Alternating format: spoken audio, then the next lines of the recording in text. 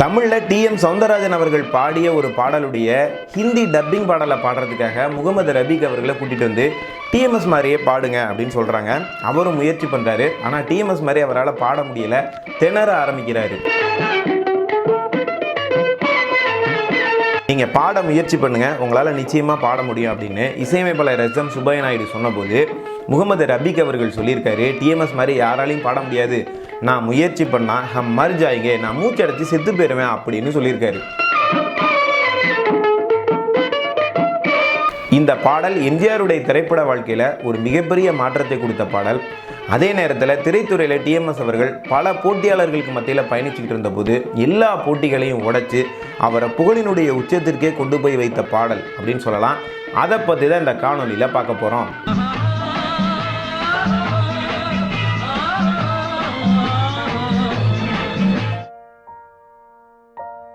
திரைத்துறையில் எவ்வளவு நாள் போராடி இருந்தாலும் தனக்கான வெற்றி கிடைக்கல அப்படின்னு சொல்லி அதற்காக ஒரு படம் எடுக்கணும் அப்படின்னு சொல்லி எம்ஜிஆர் அவர்கள் விரும்பினார். தனக்கேற்ற மாதிரி பாடல் காட்சிகள், தனக்கேற்ற மாதிரி வசனங்கள், சண்டை காட்சிகள் இதெல்லாம் வச்சு தன்னுடைய திறமையை முழுசாக வெளிப்படுத்தணும், அதன் மூலமாக தமிழ் சினிமாவினுடைய ஒரு தவிர்க்க முடியாத சக்தியாக வரணும் அப்படின்னு சொல்லி எம்ஜிஆர் முயற்சி பண்ணுறாரு. அதற்காக அவர் படம் எடுக்கலாம் அப்படின்னு போகும்போது அதுக்கு தடைகள் வெவ்வேறு வடிவத்தில் வருது.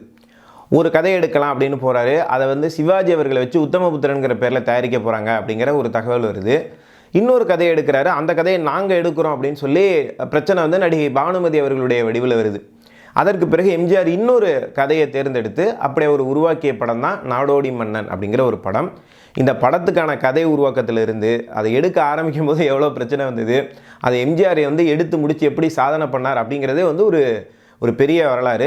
அது கிட்டத்தட்ட ஒரு அரை மணி நேரம் வரக்கூடிய ஒரு தனி காணொலியாக நம்முடைய சேனலில் நான் போட்டிருக்கேன். லட்சக்கணக்கான மக்கள் பார்த்துருக்காங்க. வாய்ப்பு இருந்தால் நீங்களும் அந்த காணொலியை போய் பாருங்கள். இப்போ இந்த படத்தில் பாடல்களுக்கு ரொம்ப முக்கியத்துவம் கொடுக்கணும் அப்படின்னு சொல்லி எம்ஜிஆர் அவர்கள் முடிவு பண்ணிட்டார். அதனால் சமூக நல கருத்துக்களை நல்லா உள்ளே வச்சு அந்த செய்திகள் உள்ளே வர்ற மாதிரி பாடல் இருக்கணும் அப்படின்னு முடிவு பண்ணும்போது இன்னும் நிறைய பிரச்சனை வருது. படத்தில் இருக்கக்கூடிய இயக்குனர் இறந்து போகிறாரு, கவிஞர் கண்ணதாசன் விலகிறாரு. இந்த சூழ்நிலையில் பட்டுக்கோட்டை கல்யாண சுந்தரத்தை வரவழைச்சு இப்போ பாடல்கள் 2-3 பாடல்களை எம்ஜிஆர் எழுதி வாங்குறாரு. மிகச்சிறப்பான பாடல்கள். பட்டுக்கோட்டை கல்யாண சுந்தரம் எப்படி எழுதுவார் அப்படிங்கிறது எல்லாருக்குமே தெரியும். இந்த பாடல்களுக்கு இசையமைக்கிறதுக்கும் எம்ஜிஆர் வாரக்கணக்கில் நேரம் எடுத்துக்கிறார், டியூன்களை மாற்றி போட்டு. ஏன்னா ஒன்னொன்னையும் பார்த்து எம்ஜிஆர் சிரிக்கிய ஒரு படம். இப்போ வாத்திய கலைஞர்கள் எல்லாம் சொல்கிறாங்க, எம்ஜிஆர் என்ன கம்போசிங்கே இத்தனை வாரம் எடுத்துக்கிட்டு இவ்வளோ சம்பளம் கொடுக்குறாரு அப்படின்னு சொல்லி. அவங்களுக்கே ஆயிரக்கணக்கான ரூபாய் சம்பளம் போயிட்டுருக்கு. இந்த பாடல் அருமையாக வரணும் அப்படிங்கிறதுனால எஸ்.எம். சுப்பையா நாயுடு அவர்களோட உட்காந்து நீண்ட நாள் தயாரிப்பில் ஒரு பாடலானது உருவாகிறது. இந்த பாடலை யாரை வச்சு பாடலாம், ரொம்ப அழுத்தமான பாடல்கள் அப்படின்னு சொன்னால் அது சீர்காழி கோவிந்தராஜன் அவர்கள் தான் அந்த காலத்தில் பாடிக்கிட்டு இருந்தார். டிஎம்எஸ் அவர்கள் ஒவ்வொரு ஜானரில் தன்னுடைய பேரை பதிச்சு வந்துக்கிட்டு இருந்த ஒரு காலகட்டம். யாரை பாட வைக்கலாம் அவங்க 2 பேரில் அப்படின்னு சொல்லி ஒரு விவாதம் ஒன்று நடக்குது. கடைசியில் எம்ஜிஆருக்கு ஏற்ற குரல் டிஎம்எஸ் தான் அப்படின்னு சொல்லி டிஎம்எஸ் அவர்கள் தேர்வு செய்யப்படுகிறார். நாடோடி மன்னன் திரைப்படத்தில் பட்டுக்கோட்டை கல்யாண சுந்தரம் எழுதிய இந்த அற்புதமான அந்த பாடலுக்கு எஸ்.எம். சுப்பையா நாயுடு ரொம்ப அற்புதமாக இசையமைக்கிறார். அவர் டிஎம்எஸ் அவர்களுடைய அந்த குரல் வளத்தாலும் பாடல் திறமையாலும் ஈர்க்கப்பட்டவர் சுப்பையா நாயுடு. இப்போ ஹீரோ அப்படின்னு சொல்லியே டிஎம்எஸ் அவர்களை கூப்பிட ஆரம்பித்தாராம். அவர் தன்னுடைய திறமையை ஒரு பாடகர் மேலே வற்புறுத்தி செலுத்தி அவரை கஷ்டப்படுத்தி நான் பெரிய ஆள் காமிக்கிறேன் அப்படிங்கிற மாதிரியான ஒரு இசையமைப்பாளர் கிடையாது. அவரோட லாபகமாக பேசி அவருடைய திறமையை வெளிக்கொண்டு அதை பயன்படுத்திக்கக்கூடிய ஒரு திறமையான ஒரு இசையமைப்பாளர். எஸ்.எம். சுப்பையா நாயுடு டிஎம்எஸ் அவர்களுக்கு பாடலை அற்புதமாக சொல்லிக் கொடுக்குறாரு. பாடலை உள்வாங்கிட்டு டிஎம்எஸ் அவர்களும் ரொம்ப அற்புதமாக இந்த பாடலை பாடுறாரு. இந்த பாடல் வெளியாகி மிகப்பெரிய ஒரு வெற்றியடைகிறது. டிஎம்எஸ் அவர்களுக்கு திரைத்துறையில் நிறைய பேர் போட்டிக்கு இருந்தாங்க. எல்லாரையும் இந்த ஒரே பாடல் பின்னுக்கு தள்ளி டிஎம்எஸ் அவர்களை முதல் இடத்துல கொண்டு போய் வைக்குது. புகழினுடைய உச்சத்திற்கே இந்த பாடல் டிஎம்எஸ் அவர்களை கொண்டு போய் சேர்த்தது அப்படின்னு சொல்லலாம். இது என்ன பாடல் அப்படின்னு தானே கேட்குறீங்க? நாடோடி மன்னன் திரைப்படத்தில் வரக்கூடிய தூங்காதே தம்பி தூங்காதே அப்படிங்கிற பாடல். தூங்காதே தம்பி தூங்காதே, நீயும் சோம்பேறி என்ற பெயர் வாங்காதே.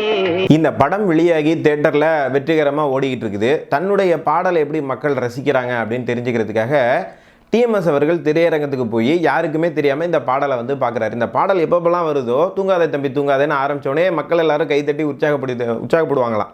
அதை பார்த்து டிஎம்எஸ் அவர்கள் ரொம்ப சந்தோஷப்படுவாராம். இதில் எம்ஜிஆர் செய்த ஒரு யுக்தியை பார்த்து டிஎம்எஸ் அவர்கள் ரொம்ப ஆச்சரியப்பட்டிருக்காரு. என்னென்னா கீழே எம்ஜிஆர் பாடிக்கிட்டு இருப்பார், மேலே பானுமதி அம்மா ஒரு குழா மாதிரி ஒன்று போய் அதில் ஒரு ஓட்டை இருக்கும், அதில் வந்து இந்த பாடல் கீழே வந்து யாரோ ஒருத்தவங்க பாடுறாங்க அப்படிங்கிற மாதிரி அவங்களுக்கு தெரிஞ்சு அவங்க அப்படியே ரசித்து தலையாட்டுவாங்க. இதை எம்ஜிஆர் காட்சிப்படுத்தி படத்தில் வச்சிருக்கிறார். எல்லாரையும் இந்த ஒருத்தவங்க ரசிக்கிறத காட்சிப்படுத்தி படத்தில் வச்சா அந்த பாடல் எல்லாரையும் ரசிக்க தூண்டும் இல்லையா? இப்படியான ஒரு காட்சி எம்ஜிஆர் வச்சிருக்காரு அப்படின்னு சொல்லி அவருடைய அந்த தொழில் திறமையை பார்த்து டிஎம்எஸ் அவர்கள் ரொம்பவே ஆச்சரியப்பட்டாராம். இப்படி இந்த படம் வந்து ரொம்ப புகழடைஞ்ச உடனே மக்கள் மத்தியில் இப்படியெல்லாம் பேசப்பட்ட உடனே இது ஹிந்திலையும் வந்து டப்பிங் பண்ணி விடலாம் அப்படின்னு சொல்லி முடிவு பண்ணிடுறாங்க. இப்போ படத்தில் இருக்க பாடல்களை டப்பிங் பாடல்களை பாடுறதுக்காக இப்போ டிஎம்எஸ்க்கு பதிலாக ஹிந்தியில் பாடுறதுக்கு புகழ்பெற்ற ஹிந்தி பாடகர் முகமது ரபிக்கை வந்து வர சொல்கிறாங்க. இப்போ இந்த தூங்காதே தம்பி தூங்காதே பாடலை அவருக்கு வந்து போட்டு காமிக்கிறாங்க, மூலப்பாடலை.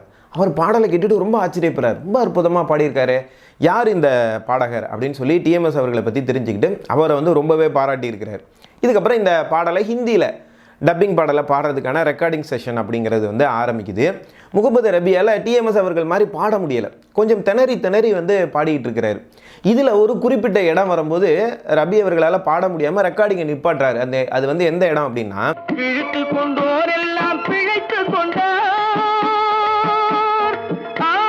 அப்படிங்கிற இடத்துல டிஎம்எஸ் அவர்கள் வந்து பார்த்தீங்கன்னா பயங்கர உச்ச ஸ்டைலில் ரொம்ப அற்புதமாக குரலை இழுத்து வந்து பாடியிருப்பார். ரபி அவர்களால் இதை வந்து டிஎம்எஸ் அவர்கள் மாதிரியே வந்து பாட முடியலை.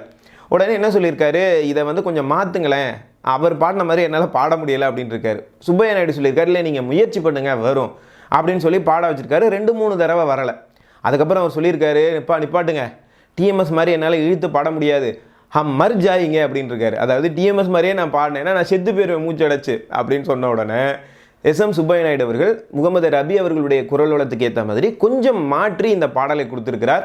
அதற்கு பிறகு ரபியை வச்சு இந்த பாடலை ரெக்கார்டிங் பண்ணியிருக்காங்க. முகமது ரபி அவர்கள் இந்த தூங்காதே தம்பி தூங்காதே பாடலை பாட முடியாமல் திணறினார் ஹிந்தியில் அப்படிங்கிற செய்தி எல்லா இசையமைப்பாளர்கள் மத்தியிலையும் வந்து பரவுது. அப்போ தான் வந்து டிஎம்எஸ் அவர்களுடைய திறமையை எல்லாருமே வந்து புரிஞ்சுக்கிறாங்க. ஏன்னா ரபி வந்து ஒரு சாதாரணமான பாடகர் கிடையாது, மிகப்பெரிய ஒரு திறமைசாலி. அவரையே டிஎம்எஸ் அவர்களுடைய பாடல் திணற வைத்தது அப்படின்னு சொன்னால் அதுதான் டிஎம்எஸ் அவர்களினுடைய பெருமைக்கு ஒரு நல்ல உதாரணம் அப்படின்னு சொல்லலாம். இந்த பாடல் வெளிவந்து பட்டி தொட்டி எங்கும் மிகப்பெரிய அளவில் புகழடையுது.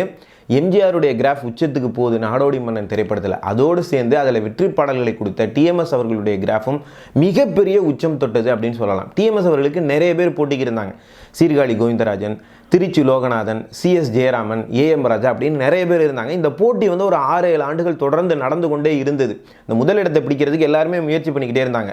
ஆனால் இந்த பாடல் வெளிவந்து அவ்வளவு பேருடைய மார்க்கெட்டையும் உடைச்சு டிஎம்எஸ் அவர்களை தமிழ் சினிமாவினுடைய முன்னணி பாடகர் அப்படிங்கிற ஒரு இடத்துக்கு கொண்டு போய் வைத்தது. அதாவது புகழினுடைய உச்சத்திற்கு டிஎம்எஸ் அவர்கள் போனார் அப்படின்னு சொல்லலாம். இந்த வெற்றிக்கு பிறகு முதல் கியரில் இருந்து 2வது கியரில் டிஎம்எஸ் அவர்கள் பயணிக்க போகிறாரு. அதில் பயணிக்கும் போது பார்த்திங்கன்னா தமிழ் சினிமாவில் மிகப்பெரிய அற்புதமான படைப்புகளை எல்லாம் டிஎம்எஸ் அவர்கள் கொடுத்தார் அப்படின்னு சொல்லலாம். அதில் நிறைய சுவாரஸ்யமான சம்பவங்களும் வரலாறும் மறைந்திருக்குது. அது எல்லாத்தையும் நம்ம அடுத்தடுத்த காணொளிகளில் நம்ம வந்து முழுமையாக பார்க்க போகிறோம். ஒட்டுமொத்த டிஎம்எஸ் அவர்களுடைய வாழ்க்கை வரலாறையும் இந்த யூடியூப் சேனலில் நான் வந்து பதிவு பண்ண போகிறேன். இந்த யூடியூப் சேனல் உங்களுக்கு பிடிச்சிருக்கு அப்படின்னு சொன்னால் அந்த சேனலை சப்ஸ்கிரைப் செய்யுங்கள் நேர்களே. மறுபடியும் அடுத்த காணொளியில் உங்களை எல்லாம் சந்திக்கும் வரை உங்களிடமிருந்து விடைபெறுவது உங்கள் அன்பு நண்பன் துரை சரவணன். நன்றி, வணக்கம், வாழ்க தமிழ்.